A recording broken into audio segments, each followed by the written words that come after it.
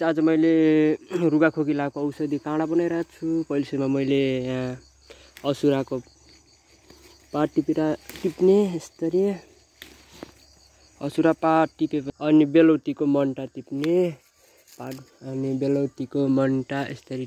टिपिसकेपछि तुलसीको पत्ता पनि टिप्ने अलिकति तुलसीको पत्ता टिपिसके एउटा भाँडामा हालेर मजाले धुने यसलाई यसरी मिची धुने अनि सबै मिक्स गरेर अनि धुलो लागेको हुन्छ अनि यसलाई धोइसकेपछि मैले यसरी धोइसके अनि मैले यसरी ग्यास बाल्छु अनि यसलाई बसाल्छु अनि 1 गिलास कति चाहियो त्यति पानी हाल्ने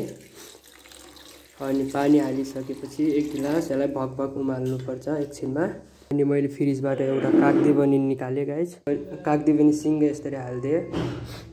अनि अलिकति बेसार पनि हाले मैले बेसार हालिसकेपछि अब मैले मह हाल्छु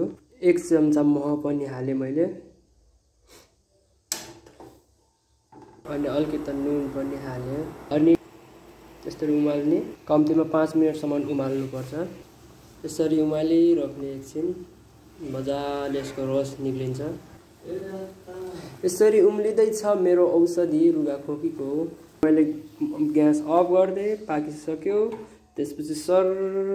अब यस्तो मिठो भयो अनि मैले गिलासमा छानेर हाले आधा गिलास खानु पर्यो यो चाहिँ राख्नु पर्यो अहिले पछि खानु पर्ला मेरो औषधि रेडी भइसक्यो अब म खान्छु अनि रुगा सन्चो सायद होला हजुरहरूलाई पनि रुगा लागेको छ भने यस्तै जे भनेको छु त्यही गर्नु होला त्यही औषधि टिप्नु होला तपाईको गाउँ घरको छेउमा होला हस्त बाई।